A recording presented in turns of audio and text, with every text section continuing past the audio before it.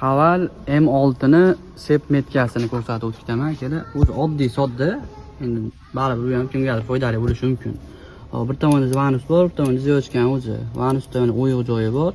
Bitta zavodska metka bor, vaqtda ham mana metkasi bor, o'zini zavodska, unda ham metkasi bor. Sepda ikkita metka bor, uchinchi metka yo'q sepda. Zyochkada lekin bor. Hop. Bundan sep metkadan metkagacha 7 ta bo'ladi. 7 ta. Hop. Shunda pastki metkasi ko'rsataman. Hop, mana zyochkada e'tibor bersalaring, o'yiq joyi bor. Zyochkaning o'yiq joyi bor. Mana shu o'yiq joyiga ro'parasiga metka o'zimiz qo'yib olganmiz. Bu metkadan tepadagi metkagacha, vanusning metkasigacha 27 zub bor.